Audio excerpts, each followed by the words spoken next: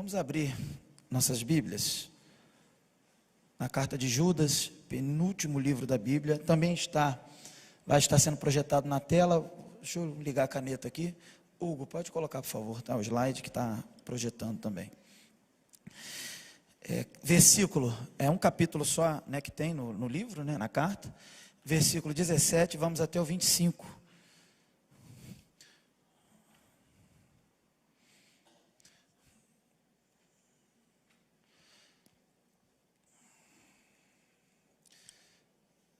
Eu leio, os irmãos acompanham. Mas vós, amados, lembrai-vos das palavras que vos foram preditas pelos apóstolos de nosso Senhor Jesus Cristo, os quais vos diziam que nos últimos tempos haveria escarnecedores que andariam segundo as suas ímpias concupiscências. Estes são os que a si mesmos se separam, sensuais, que não têm o Espírito. Mas vós, amados, edificando-vos a vós mesmos sobre a vossa santíssima fé, orando no Espírito Santo, conservai-vos a vós mesmos no amor de Deus, esperando a misericórdia de nosso Senhor Jesus Cristo para a vida eterna. E apiedai-vos de alguns que estão duvidosos, e salvai alguns com temor, arrebatando-os do fogo, odiando até a túnica manchada da carne. Ora, aquele que é poderoso para vos guardar de tropeçar, e apresentar-vos irrepreensíveis com alegria perante a sua glória, ao Deus único, sábio, Salvador nosso, seja glória e majestade, domínio e poder, agora e para todo sempre. Amém. Vamos orar. Senhor Deus, meu Pai, esta é a tua palavra lida e proclamada nesta noite.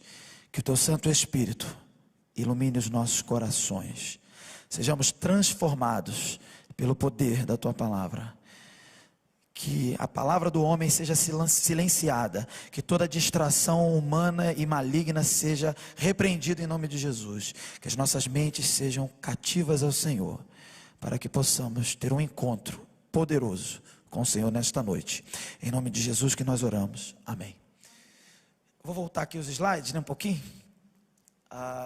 Então, uma frase que resumiria este texto que nós vamos trabalhar hoje, é o que está no seu boletim, está na sua tela também. Guardar a fé exige confiança em Deus e obediência em tempos de heresia. E uma pergunta que eu gostaria de fazer para os irmãos, e que eu fiz também no material para o PGM, no material de estudo e também no editorial do nosso boletim, é uma pergunta ao estilo pastor Carlos Elias, inspirado no nosso pastor, que gosta de fazer essas interposições de ideias. Então, conhecendo bem o meu pastor, eu me inspirei nele para fazer essa frase. Obrigado, pastor, pela referência de manhã. Eu devolvo a gentileza ao pastor, foi inspirado no pastor, tá? E então a pergunta que eu faço aos irmãos aqui é: o que mais pode pesar na vida do cristão? Tempos de pandemia ou tempos de heresia? Nós devemos parar para pensar antes de responder. Eu, como professor de adolescente, de 11 anos até 18 e muito mais, dependendo da adolescência atrasada na escola, eu como professor de matemática, quando eu faço algumas perguntas provocativas dessa na sala de aula, que inclusive já estou com saudade da sala de aula, irmãos, tem alguns adolescentes, alguns bem afoitos, que já levantam e falam qualquer coisa, eles nem pensam, eles já falam, qualquer coisa. Quando você ouve e fala, gente, essa pessoa nem pensou, só falou, porque realmente não tinha nexo o que ela falou. E tem outros que não falam nada, ficam quietos, se escondendo debaixo da mesa. Professor, não me chama, não me diz. Mas a verdade é que se a gente não prestar atenção na pergunta, a gente pode responder errado essa pergunta. E se a gente olhar para a nossa volta e para as dificuldades que a gente tem visto, por causa inclusive, já que eu citei aqui, pandemia, talvez a gente responda errado. Mas eu já de antemão respondi e expliquei, né? Certamente que a resposta correta para essa pergunta é a segunda opção, ou seja, tempos de heresia. Isso pesa muito mais do que os tempos de pandemia. E eu explico, irmãos, em toda a Escritura nós vemos tempos de pragas, tempos de doenças espalhadas ao longo da Escritura. O Velho Testamento, inclusive, é bem repetitivo nesse sentido. Temos até as famosas pragas lá do Egito, e que conseguiram colocar o Egito de joelhos diante de Deus. E existem muitas pragas, muitas doenças, muitos problemas, e muitos homens clamando por cura ao longo da Escritura. E a verdade é que quando vemos homens de Deus sendo usados por Deus para ser instrumentos de cura, cura física, a verdade é que esses homens estão muito mais preocupados com a cura espiritual do que de fato com a cura física. A cura física faz parte porque o nosso Deus cuida de nós, e nós clamamos e Ele nos ouve. Mas há momentos que a cura física não vem. Há momentos que a graça do Senhor tem que ser suficiente, e não a cura física. Há momentos que o corpo vai sofrer, e nós vamos até mesmo sucumbir, porque todos nós passaremos, a princípio, pela morte, a não ser que Cristo retorne antes da morte. O fato é, irmãos, que esses grandes homens de Deus, que foram instrumentos de Deus para curar, e o nosso próprio Jesus Cristo, como o grande realizador de milagres e maravilhas, esses grandes homens de Deus estavam mais preocupados com a cura espiritual do que com a cura física. E o assunto, obviamente, nós não vamos nos gastar aqui falando sobre pandemia, mas nós vamos entender por quê que a heresia e os tempos de heresia são bem mais graves. Mas a resposta é simples. O pastor nos ajudou de manhã. Os tempos de pandemia e de pragas, no máximo que podem causar, são ferimentos físicos, ou até mesmo mentais, cerebrais, que sejam. Mas não são ferimentos eternos, não são mazelas sobrenaturais, são apenas naturais e temporais e passageiras. E o crente que não está preso ao tempo de vida nesta terra, e se você parar para pensar, irmão, se nós pararmos para pensar, talvez nós tenhamos uma média de vida aí 80 anos, 90 anos, 100 anos. Em outros tempos em que a medicina não era tão avançada, a ciência não era tão avançada, havia uma expectativa de vida de 40 anos até, por causa das pragas, por causa das doenças, que acompanhavam aquelas gerações. Mas a verdade é que todos nós temos um prazo de validade, e essas doenças e essas curas, elas são temporais, provisórias. No final todos passaremos pela morte, e um dia estaremos diante do Senhor. E a resposta é: fomos curados no físico, mas a nossa alma, a pergunta, e a nossa alma está curada? As heresias feriram mais do que as pandemias que passamos? A verdade, queridos, que as proporções são eternas. Tempos de heresia são pesadíssimos, são de consequências sobrenaturais e infinitas, que definirão o meu e o seu destino: céu ou inferno, glória e presença de Deus ou afastamento total dele. Portanto, nós devemos saber colocar cada tempo de pandemia ou de heresia no seu devido lugar. E por isso nós não vamos aqui neste momento conversar sobre tempos de pandemia, mas nós vamos nos preocupar com coisas mais importantes: tempos de heresia. E Jesus Cristo nos ensinou que nós devemos temer mais aquele que pode destruir a alma. Quando ele fala isso, ele está dizendo do nosso Senhor, que pode punir o pecador no inferno, e também pode salvar aquele que passa por Cristo. Isso é muito mais importante. Mas sim, nós devemos nos preocupar com a cura física, nós devemos orar pelos nossos irmãos e ser instrumentos de cura. Mas repare, os homens de Deus, quando curavam, diziam: vai, não peques mais, vá, a tua fé te salvou. Porque muito mais importa ser salvo da heresia e do pecado do que ser salvo da praga, que é passageira. Então, queridos, quando vemos Judas escrevendo este tratado, esta carta e esses versículos que nós estamos trabalhando, nós vemos que ele está preocupado com isso, porque a vida espiritual tem amplitude eterna, e por isso ela vai ser prioritária, obviamente na vida de quem é cristão, na vida de quem é crente, na vida de quem está vivo espiritualmente. O apóstolo Paulo vai dizer que quem não tem o Espírito está morto em delitos e pecados. Nós estamos vivos, portanto nós devemos ter isso como prioridade. E nós sabemos aqui que Judas, por exemplo, no verso 13, o objetivo dele é encorajar o crente, né? Se você não precisa abrir, mas se você dá uma olhadinha no verso 3, você vai ver lá que ele quer encorajar a batalhar. Nós já temos falado sobre isso bastante, e aqui a palavra grega batalhar, ela vai fazer parte de um contexto esportivo, como um atleta olímpico, daquele contexto grego mesmo, naquela época que tinham jogos gregos ali, de Olimpíadas, as famosas Olimpíadas da Antiguidade. E aqui dá a ideia, inclusive, de que o atleta, ele está competindo e fazendo um esforço total, chegando no seu limite humano, e ao ponto de agonizar. Inclusive a mesma palavra dá origem à palavra agonizar, ao ponto de deixar todas as suas energias naquele objetivo, naquela competição.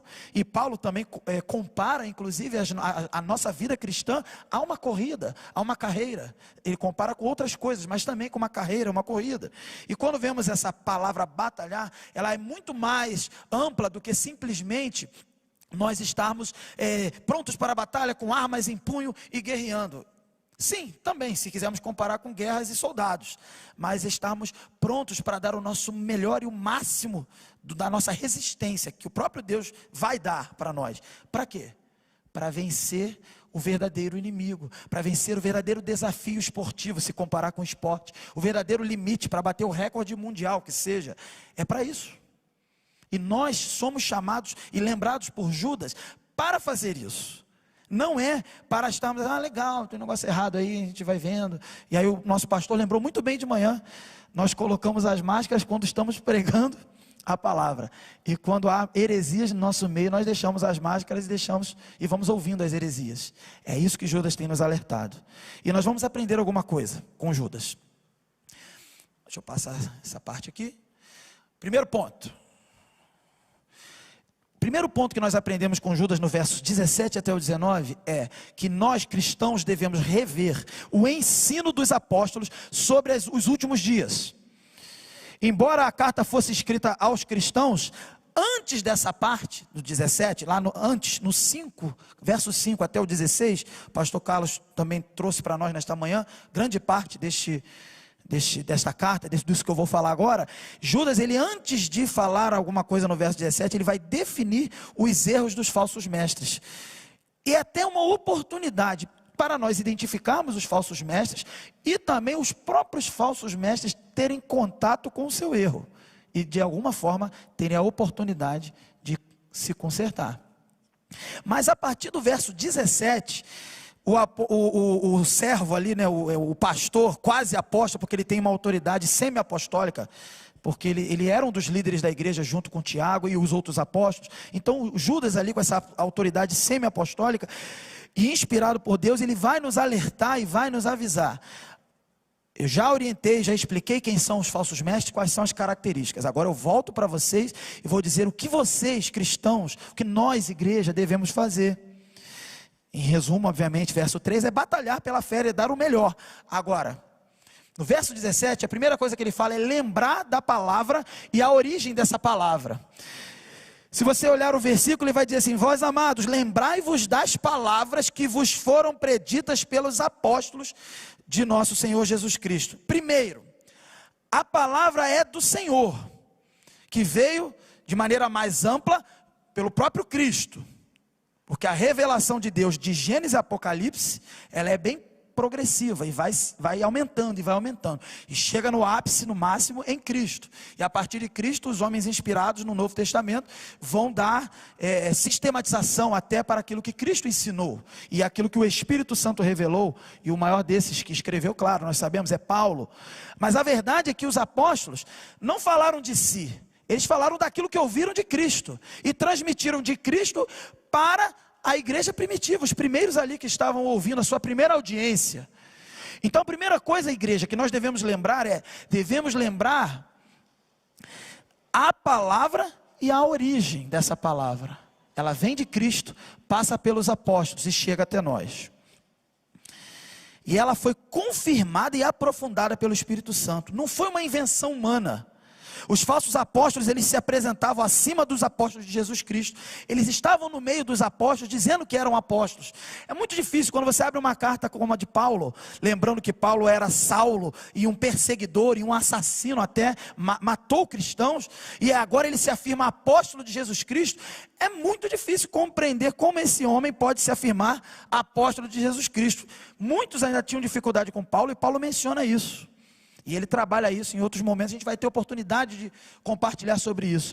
Mas a verdade é que como nós podemos olhar para Paulo, por exemplo, que era um assassino, um homem que matou cristãos, participou da morte de cristãos, como eu posso olhar para esse e olhar para ele assim: olha, esse é apóstolo de verdade. E olhar para um outro que nunca matou cristão, nunca fez nada neste sentido, sobe num púlpito vestido de terno e gravata ou de qualquer outra túnica da época, e ergue um rolo e diz que está pregando a Bíblia, a palavra. Meus irmãos, se eu bater o olho na imagem, eu vou ficar com esse falso profeta, e eu não vou ficar com Paulo. Se nós tivéssemos que decidir, fazer um concílio entre pastores e decidir, vamos comissionar o homem, nós vamos nos confundir, porque a imagem vai ser totalmente favorável a esse falso profeta, e talvez o discurso agradável ao ouvido também. Mas o próprio Judas nos lembra, lembrem da palavra e de quem falou. Se nós lembrarmos da palavra e de quem transmitiu, nós não precisaremos nem olhar o errado. Tem gente que gosta, assim, no meio da teologia é importante estudar as heresias, estudar as mentiras, faz parte. Mas eu diria, meus irmãos, eu falei isso até para os adolescentes na EBD de hoje, né, o pastor Lucas falou isso para a gente, o meu sogro já comentou sobre isso também com a Raquel, a experiência de quem trabalha num banco para aprender a identificar uma nota falsa. Essa experiência é interessante, né, pastor Lucas? É mais importante conhecer a nota verdadeira do que conhecer a falsa. Saber todos os detalhes da verdadeira, pastor Lucas está ali atrás concordando, né, pastor? Saber todos os detalhes da nota verdadeira, porque quando vier a falsa, não importa a inovação, não importa a variação. Quando vier a falsa, bater na mão, só de encostar, você já sabe que é a falsa. E usando essa comparação, essa ilustração, serve para nós. Se nós conhecermos a verdadeira doutrina, a verdadeira palavra, e quem deu e quem ensinou, nós não precisamos fazer um curso de todas as heresias do universo. Isso é mais para os líderes, para os pastores até. Basta conhecer a verdade. Aí, por exemplo, alguns jovens, alguns adolescentes querem saber o que a Bíblia diz sobre a homossexualidade. Diz muita coisa. Por exemplo, diz sim. Mas vamos saber mais o que a Bíblia diz sobre a sexualidade aprovada. Vamos conhecer aquilo que Deus projetou para o ser humano, o casamento e o sexo dentro do casamento. A partir daí, vamos até ver o que a Bíblia diz sobre as coisas erradas que acontecem. Homossexualidade, adultério e outras questões. Então este é o sentido aqui de Judas. Ele está preocupado. Vocês conhecem o certo, conhecem a palavra, sabem de onde veio. Lembrem dela. Porque na hora que vier a mentira, não vai dar tempo a fazer curso de heresia. Não vai dar tempo. Você tem que identificar rapidamente, senão ela vai penetrar. Senão ela vai entrar no meio e ela vai amargar todo o sabor doce do Evangelho. O que a gente aprende no 18? O caráter dos hereges é profano e pervertido. Veja aí. Os quais vos diziam que nos últimos tempos haveria escarnecedores que andariam segundo as suas ímpias concupiscências. Os apóstolos já haviam alertado sobre o perigo dos falsos mestres e dos falsos ensinos. Muitos lugares, 1 Timóteo 4:1, 1 João também 4:1, 2 Pedro 2, também 3, versículo 3. E o significado aqui de escarnecer, em outras versões, traduções, zombar, não é apenas uma pessoa que conta anedotas e é irreverente, num contexto de reverência da casa de Deus. Não é isso. É uma pessoa que não tem temor a Deus. É uma pessoa que não tem noção, ou melhor, até tem uma certa noção. E ela simplesmente zomba da palavra do Senhor. Enquanto ela está aqui com um discurso religioso, fazendo seja lá o que for, pregando, cantando, orando, sei lá, não importa, mas o falso mestre, o falso profeta, ele vai vir bem vestido de um religioso, muito bonito, e nós vamos quase acreditar, mas ele está zombando da palavra. O ensino falso é uma zombaria, é um escárnio, é um deboche, é uma falta total de temor a Deus. É isso que Judas está dizendo. Os zombadores demonstram abertamente o seu desprezo e o seu descaso por Deus, seguindo os seus próprios desejos pecaminosos. E não só apenas pessoas que falam as coisas erradas, elas estão praticando as coisas erradas, vivendo no meio de uma lama de pecado, e querendo ensinar essa lama como que fosse de Deus. Eles rejeitam declaradamente o juízo de Deus e escolhem uma vida de fato total de pecado. Mas nós às vezes só vemos a vestimenta de religioso e já estamos dizendo, esse aí pode ser um missionário, esse aí pode ser um líder do nosso trabalho aqui. Aí aquele que parece mais com Paulo, pecador, o pior dos pecadores, Paulo se afirma, né? Assassino até, ou talvez como Pedro, não tão letrado e também bem afoito, né? Esse é que Jesus chamou, esse é que Jesus convocou. Por isso que eu até trouxe a canção, né? A teoria do amor. O amor de Deus, ele traz de volta os valores corretos. Deus não chama os que parecem. Deus chama aquele que Ele quis. E eles são formados a cada dia. Quando você vê Pedro no começo da caminhada com Jesus e vê Pedro depois do Pentecostes, é outra pessoa. E é assim que Deus faz. Quando você estiver atento, observando, os mestres que estão ensinando, estejam atentos à palavra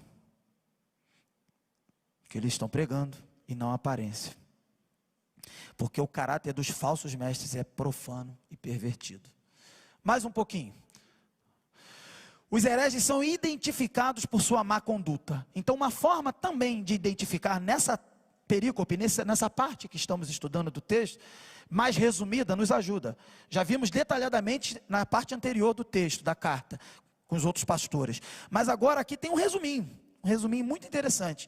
Ele diz assim: os quais vos diziam que nos últimos tempos, né, estão falando que os apóstolos diriam que esses últimos tempos haveriam, né, escarnecedores, aí olha só, que andariam segundo as suas ímpias concupiscências. E aí o 19, estes são os que a si mesmos se separam. Primeira característica, a si mesmos se separam. Segunda característica, talvez em outras versões aí esteja um pouco diferente, sensuais. E terceira característica, que não tem o Espírito. Judas está avisando, essas pessoas são assim. Os falsos mestres, eles desejam, irmãos, dividir a igreja e levar os crentes para fora da verdadeira comunhão. Eles enganam porque eles não têm o Espírito, segundo o texto que nós lemos aqui. Eles, como eu já disse, e aqui eu repito, vestidos com pele de ovelha. Eles tentam entrar disfarçadamente no meio do rebanho para devorar as ovelhas. Isso a gente vê em Atos 20, 29, por exemplo. Outras vezes eles manifestam-se no meio do rebanho, saindo das fileiras da própria igreja e tentam arrastar os crentes. E vão tornando eles seus reféns espirituais. E vai um grupo seguindo. E eles se tornam reféns, dependentes espirituais desses homens. Quando deveriam ser dependentes, nem de pastores nenhum aqui da casa, mas do próprio Deus. A verdade, irmãos, que nós devemos estar atentos com esses detalhes. E eles então são, se você vê a primeira característica que diz, a si mesmos se separam, eles são facciosos na sua eclesiologia, na sua vivência na igreja. Eles são causadores de divisão. São esses. Irmão, você está vendo um sinal de divisão no meio do seu ministério, no meio do rebanho, no meio da igreja? Procure que você vai achar essa laranja podre aí. Você vai achar. Na palavra. Não é caça-fantasma não, sair querendo levar para a Inquisição não. É na palavra. Nós não temos nenhuma autoridade fora dela. Nem para encontrar ninguém. Eles são, segunda característica, moralmente dissimulados. Essa questão aí da sensualidade. Eles são devassos na sua sensualidade, sexualidade e tudo mais, na sua imoralidade. E eles são dissimulados. E vem aqui, aleluia e glória a Deus. Eles são espiritualmente mortos, porque não têm o Espírito Santo. Agora nós sabemos. Para quê? Nós vamos ver daqui a pouco. Não é para caçar fantasma, não é mesmo. Próxima parte do texto. Outro aprendizado que nós temos no texto é ser constante o cristão deve ser constante na sua caminhada espiritual. Versos 20 e 21. Primeira coisa que nós vemos é que nós devemos crescer na santificação. Veja só a primeira parte do verso do verso 20. Mas vós, amados, edificando-vos a vós mesmos sobre a vossa santíssima fé. Nós estamos aqui trabalhando sobre fé. A fé que Judas tem defendido aqui é a doutrina, é a transmissão que vem vindo de Jesus aos apóstolos e até mesmo do Velho Testamento. E aqui ele diz assim: amados, vocês vão se edificar, se construir, cuidar uns dos outros, se desenvolver. Nós cantamos uma canção, eu agradeço a ministra Angélica que me ouviu na sugestão, eu vou construir. Tu és o meu fundamento. É exatamente isso, construir a nossa vida. E mais, aqui há também um sentido de mutualidade. Eu ajudo o meu irmão a construir a vida dele no fundamento que é Cristo. Ele me ajuda a eu também construir a minha vida neste fundamento que é Cristo e na fé. Por isso a santíssima fé, ele fala com reverência sobre a fé. Porque a fé não é qualquer coisa, é aquilo que nos dá condições de sermos salvos. Somos salvos pela graça por meio da fé. Então Judas, ele começa a carta dele falando de fé e termina a carta dele falando de fé. Aqui ele vai lembrar a igreja que ela está em constante construção. A nossa fé santíssima, ela tem um conteúdo firmado na palavra de Deus. Portanto, a igreja precisa ser edificada na palavra, e os pregadores também precisam ter compromisso com a palavra. Nós, irmãos, nem nós do púlpito, nem nós dos bancos da igreja, nós não temos autorização e direito de usar o púlpito ou de qualquer outra forma de comunicação para falar algo que esteja fora da palavra, desconectado da palavra. A ordem apostólica, Paulo vai falar para Timóteo, por exemplo, prega a palavra. Não tem a palavra, não prega, não fala nada. Não tem o que dizer, não diga, porque o que podemos e temos para dizer é somente a palavra. Para aconselhar um irmão, você não vai falar o que você pensa, o que você acha. Você vai falar a palavra. E na palavra, esse irmão vai encontrar a solução. Se tivermos as nossas opiniões e acharmos que temos que dar as nossas opiniões, irmãos, nós vamos caminhar equivocadamente e nós vamos seguir o nosso enganoso coração. Eu tive algumas experiências com concílios, de pastores. Nossos pastores mais antigos aqui têm muito mais experiência nesses concílios. Mas uma orientação que nos é dada para um concílio, para um teste, para quem não sabe, está familiarizado com o termo, um teste para aquele candidato se tornar pastor. Uma das orientações é, irmão, não fale eu acho no concílio, porque você não tem que achar nada, você só abre a Bíblia e responde o que está sendo te perguntado. E é uma coisa que eu aprendi lá e antes também no seminário, e eu carrego para a minha vida. E digo mais, em qualquer situação da nossa vida. O eu acho, se for eu acho porque está escrito, só se for. Porque se não está escrito, eu não tenho nada para achar. Porque nós já encontramos Jesus. Amém? E caminhando mais um pouquinho. Ele vai dizer, então, para a gente se construir, se edificar nessa fé santíssima. E ele vai dizer também para a gente orar em sintonia com o Espírito. Quando ele fala assim, orando no Espírito. Muitos podem confundir um pouco essa forma de oração. Não é uma forma diferente, não é uma forma melhor, especial. Toda oração do crente, ela é oração no Espírito. Quando Judas ele dá essa declaração orando no Espírito, é para deixar claro que você não vai orar seguindo o seu coração. Você não vai orar pedindo, Senhor, mata aquela pessoa que eu quero que ela morra, Senhor. Você não vai orar assim, Ô Senhor, eu quero muito esse negócio. Você pode até pedir. Mas se a oração é no Espírito, ela vai encontrar a vontade do Espírito. E porque encontrou a vontade do Espírito, ela vai ser sempre atendida. E mais, se você lembrar de Paulo, em Romanos 8:26, que nos ensina assim, nós não sabemos como orar. Por isso, o Senhor, Ele preparou e colocou à nossa disposição o Espírito Santo. E Ele intercede por nós com gemidos inexprimíveis. A verdade desse texto, que une ao que Judas está falando, é que a nossa oração ela é limitada pela nossa imperfeição, pelo nosso pecado. E nós não sabemos o que pedir e como pedir. E até mesmo não sabemos nem agradecer, até. E quando nós oramos, fazendo o nosso melhor, a nossa melhor poesia, nos nossos melhores idiomas, conhecidos ou desconhecidos que sejam. Mas quando nós oramos, o Espírito Santo intercede por nós. Traduz a oração, purifica a oração, para que ela seja aceita diante de Deus. No céu há um incensário, e neste incensário ele coleta as orações dos santos da igreja. Isso está descrito em Apocalipse. E essas orações só chegam porque o Espírito Santo torna perfeito aquilo que é imperfeito. Portanto, irmãos, oremos no Espírito, em total sintonia com o Espírito. Construir, nos construir mutuamente na fé e orar no Espírito. E assim nós vamos conseguir o quê? Nos conservar, está aí, mutuamente no amor e na esperança. E é interessante porque eu tenho tentado trabalhar essa trilogia com a juventude de fé, esperança e amor. E Judas não esquece dessa trilogia.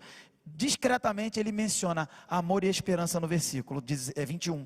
Conservai-vos a vós mesmos no amor de Deus, esperando a misericórdia de nosso Senhor Jesus Cristo para a vida eterna. O amor de Deus pelos crentes é o que sustenta os crentes, é o que nos sustenta, irmãos, é o que nos conserva para a eternidade. Como cristãos nós estamos capacitados para retribuir esse amor de Deus, e esse amor de uma forma obediente a Ele, não um amor apenas sentimental, mas com obediência. Amor também aos irmãos e ao próximo de maneira geral, né, atendendo os necessitados. A obediência do amor, ela nos nutre e nos conserva, irmãos, para que nós possamos exercer e colocar em prática a nossa esperança e viver neste mundo confiantes de que um dia Ele virá, e inabaláveis, apesar das pandemias. Para nós esse amor ele não falha, a esperança não falha, o amor não morre, a esperança não morre. E essa tríade que Paulo ensina em 1 Coríntios 13, fé, esperança e amor, ela vai estar presente. Ele vai falar de batalhar pela fé, conservarmos no amor e confiar na esperança. Nós não devemos perder isso de vista, isso nos sustenta. Continuando. Ter compaixão com os necessitados espirituais. Versos 22 e 23. E o primeiro aprendizado no 22 é ser compassivos com os duvidosos. Ter compaixão com os duvidosos. O texto vai dizer: e apiedai-vos de alguns que estão duvidosos, que foram afetados pelos falsos mestres. Nós não vamos julgar essas pessoas, nós vamos ter misericórdia e compaixão. Os crentes precisam cuidar não apenas de si mesmo individualmente, mas uns dos outros. Nós devemos ter atenção, os nossos olhos devem estar atentos aos nossos irmãos. A comunhão e a presença no templo é para isso. Não é para assistirmos alguém fazendo alguma coisa bonita aqui na frente. É para estarmos atentos dos nossos irmãos e nos edificarmos, e nos construirmos, e nos ajudarmos, e percebermos os duvidosos, e levarmos a palavra que vai os nutrir e dirimir a dúvida, darmos a palavra que vai tirá-lo da direção da morte, e levá-lo para a direção da vida. Esse é o nosso propósito de estarmos aqui. Por isso temos sentido falta, irmãos. Eu pensava que era só o pastor, os pastores. Irmãos, o pastor ele vai dar uma direção, ele vai dar uma orientada mais específica, e vai ensinar também. Mas somos nós, uns aos outros, nos construindo, nos edificando, nos conservando e tendo compaixão com os duvidosos. A ordem de Judas é: ensine a palavra de Deus às pessoas que estão sendo seduzidas pelos falsos mestres. É isso que ele está dizendo. Devemos mostrar-lhes, a esses que estão duvidosos, a glória do Evangelho, não a mentira. Devemos ser também compassivos com aqueles que estão, eu escrevi dessa forma, dependurados no fogo. Porque quando você vê, é uma parte difícil aí no verso 23, primeira parte. Arrebatando-os do fogo. A expressão aqui é de difícil compreensão entre os estudiosos. Mas o sentido que não deixa dúvidas, em nenhuma das correntes possíveis, é que devemos ter compaixão, não só com os crentes duvidosos, sim, mas com as pessoas que estão às portas do juízo divino. E neste sentido, livrá-los do fogo da ira de Deus. Esse é o sentido. Pregando o evangelho que as salva ou os salva da ira de Deus. O reverendo Hernandes Dias Lopes, ele vai nos ensinar aqui, nesse texto, que a heresia é um fogo que arde agora. E ele vai ser o combustível, segundo o Hernandes, também do inferno, que vai arder eternamente. Então, evangelizar uma pessoa que está nessa situação é como tirá-la do fogo. Irmãos, é pregar o evangelho para aquela pessoa que não é salva, e você identificou isso, porque ela está às portas do juízo, por causa da heresia. É isso que está sendo dito aqui, livrá-la do fogo da condenação. Então nós temos que nos atentar aos crentes e também aos não crentes, dependurados do fogo. Devemos ser compassivos também para com o pecador no temor do Senhor. Verso 23, segunda parte aí, a parte final. Ele diz assim: odiando até a túnica manchada da carne. Irmãos, devemos amar sim o pecador, mas abominar o pecado, odiar o pecado. Muitos desavisados, inocentes, ingênuos, subestimam o poder do pecado, irmãos, e acabam, ou acabaram, em algum momento, se envolvendo com os pecados que deveriam combater. Muitos se prestaram a ajudar aqueles que precisam, e até mesmo a ajudar esses dependurados do fogo, próximos da ira de Deus, vamos dizer assim, e chegaram lá, meus irmãos, se contaminaram com o pecado daqueles, se contaminaram e entraram na fogueira junto. É isso que Judas está nos lembrando. Quando você for ajudar essas pessoas duvidosas, cristãs, e também esses perdidos, às vezes no nosso meio, dependurados no fogo, tenha temor no Senhor, porque em qualquer descuido você vai se contaminar, você vai se queimar. É isso que ele está dizendo. E a parte final, irmãos, do texto, nos ensina que nós devemos confiar no cuidado de Deus até o último dia. Essa passagem ela é uma das maiores doxologias ou declarações de adoração, na Escritura, no Novo Testamento, comparável a outras famosas de Romanos 11, 33 a 36, porque dele, por ele, para ele são todas as coisas, e também de Apocalipse 4, Apocalipse 5, e assim por diante, muitas outras doxologias e hinos de adoração, estão escritos e descritos no Novo Testamento, e essa doxologia de Judas, ela também é excepcional e espetacular, e ela nos ensina. Num lindo tributo, homenagem de louvor, Judas ele se volta para Deus, ele começa a sua carta lembrando e atribuindo o amor e a proteção. O pastor Carlos nos lembrou bem aqui aos amados, aos guardados, aos chamados, bem, e agora ele também volta a sua carta para Deus, começa em Deus, termina em Deus. Ele começa então atribuindo o amor, essa proteção de Deus, de Deus o Pai, Jesus Cristo, e a Jesus Cristo também. Ele começa a atribuir esse amor e dizer: isso tudo vem de Deus, isso tudo vem de Cristo, isso vem da obra dele. E ele conclui a sua carta louvando a Deus e a Jesus Cristo pela proteção dos crentes e colocando-os na presença de Deus e declarando-os diante de Deus. O que a gente aprende no verso 24? A primeira parte: ora, aquele que é poderoso para vos guardar de tropeçar. Irmãos, essa expressão é poderosa. A Bíblia vai nos ensinar que maldito é o homem que confia no homem, que confia na sua força, que confia na sua capacidade.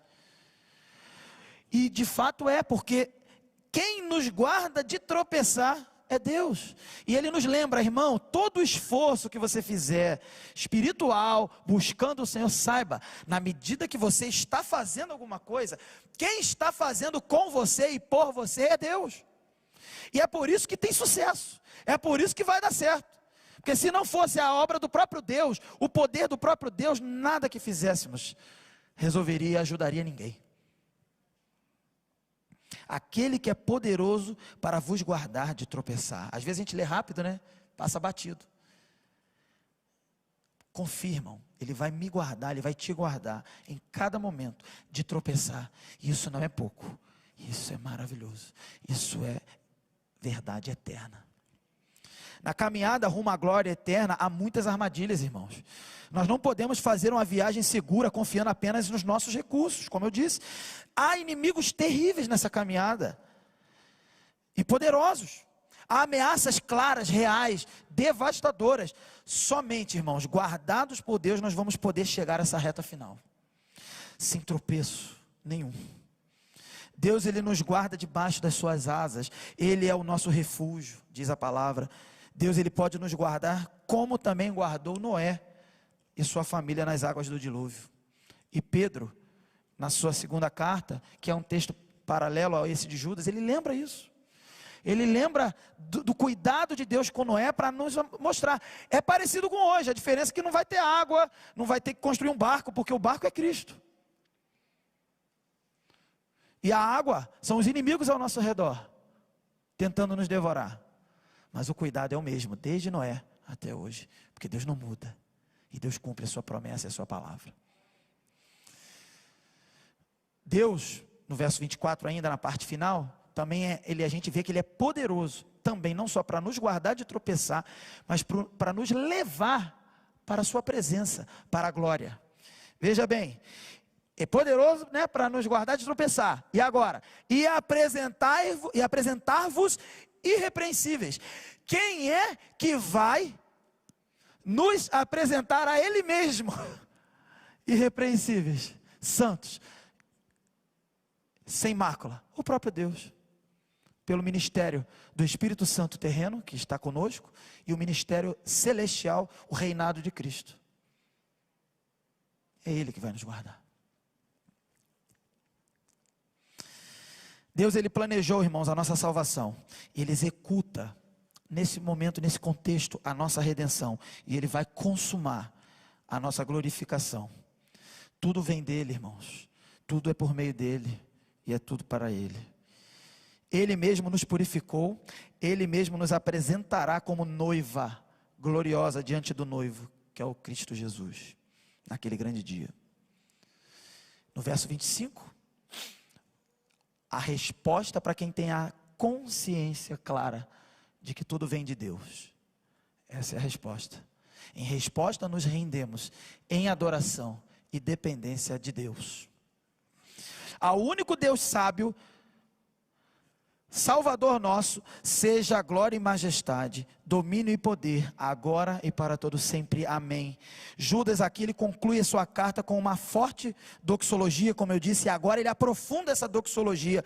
O Deus que nos salvou e nos preserva em santidade até o dia da sua glória, Ele é o único, exclusivo, e não compartilha essa glória com ninguém, de receber toda a eternidade, glória, majestade, poder e soberania. O cristão que tem lutado o bom combate, que tem cuidado do seu irmão e atento aos perdidos, e atento à sã doutrina, à palavra, à fé santíssima, o cristão, ele reconhece que tudo vem de Deus, e ele rende glória somente a Deus. Ele sabe no que ele está inserido, e ele sabe que ele não é o agente principal, o ator principal. A história não é sobre ele, a história é sobre Cristo, e sobre o dia que o veremos face a face, por causa do seu amor, por causa da sua misericórdia, e não porque fomos bons em algum momento na vida. O cristão, quando entende profundamente a verdade e não se confunde com a mentira dos falsos profetas, ele identifica o falso profeta, ele prega o evangelho até para o falso profeta, e se não ouvir, ele expulsa do rebanho, não tem problema, acaba expulsando, não tem jeito, foi rebelde, e prega o evangelho para aquele que precisa, e no meio desse processo ele reconhece: tudo vem de ti, Senhor, e nas tuas mãos te damos.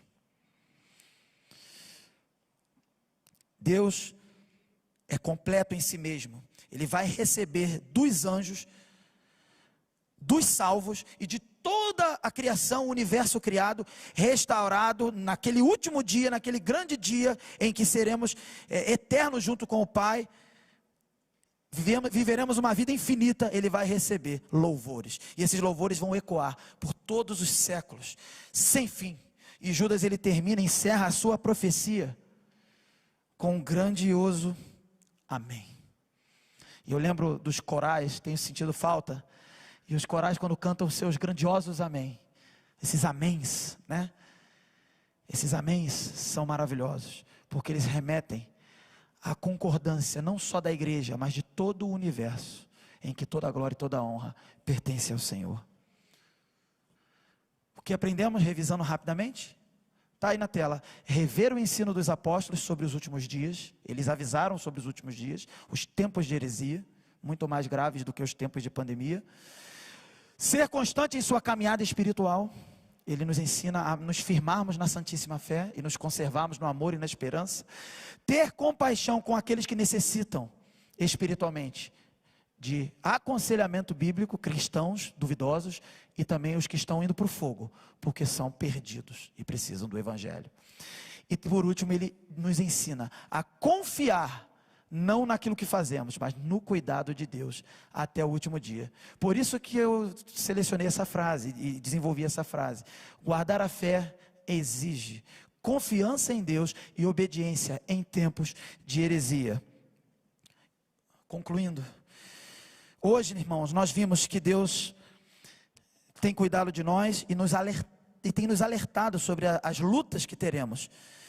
Temos de estar preparados para batalhar pela fé, sim. Uma batalha de profundo conhecimento e também de experiência. Não apenas intelectual, mas intimidade com Deus. Batalha com armas espirituais, irmãos, e não carnais. É um exercício, irmãos, de conhecimento de Deus e sua palavra, perseverança e constância, compaixão e amor, confiança no campeão que vai trazer a vitória, que é o nosso Deus, escudo, refúgio, fortaleza, fonte de todo saber e nossa salvação. Agostinho de Hipona disse: se você crê somente naquilo que gosta no Evangelho e rejeita o que não gosta, não é no Evangelho que você crê, mas em si mesmo. Nós não devemos crer em nós mesmos e nas nossas preferências. Nós devemos crer no Evangelho como um todo. Desde o Evangelho que fala do amor e o Evangelho que fala do juízo. Não sejamos, irmãos, achados no meio dos falsos mestres, ímpios, perdidos, com o seu falso Evangelho, o seu falso Deus, confiando nessas mentiras que eles pregam, às vezes no nosso meio. Essa doença espiritual, ela pode ter sequelas, irmãos, eternas e irreversíveis, muito mais do que qualquer doença física e natural. Estejamos atentos à palavra que, por mais dura que seja, irmãos, para os crentes, ela vai ter sabor doce do amor de Deus. Rejeitemos, irmãos, o erro e a mentira do falso ensino, porque por mais agradável que essa mentira seja, esse discurso seja, ele para nós tem sabor amargo, porque nós conhecemos a doçura do Evangelho. Você, irmão, que me ouve aqui neste templo, você no vídeo que me acompanha, eu não sei em que momento você está, qual o contexto da sua vida, mas o que nós vemos aqui é que nós devemos hoje entregar a nossa vida a Cristo. Se você é um seminarista, tem estudado a palavra, pregue a palavra, estude a palavra, não ceda para a mentira da heresia. Se você é apenas um crente comum, vamos dizer assim, que não tem se aprofundado na teologia, conheça a Deus e tenha experiência com Ele.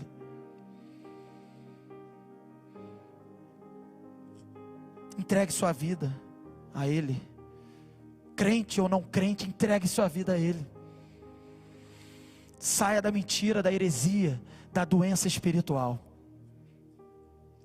Agora, e seja preservado de cair no último dia.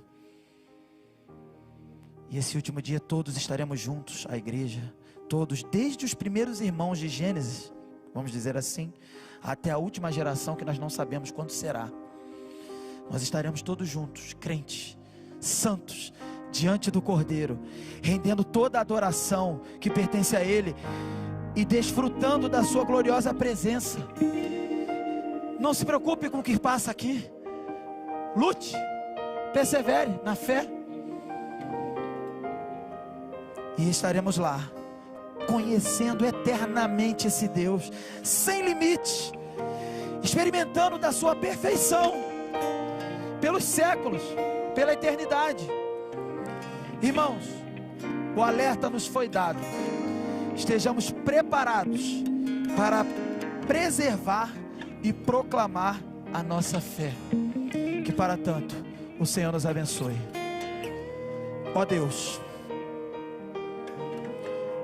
toca nos nossos corações e nos prepara para nos apresentarmos diante do Senhor, conforme a Tua palavra promete.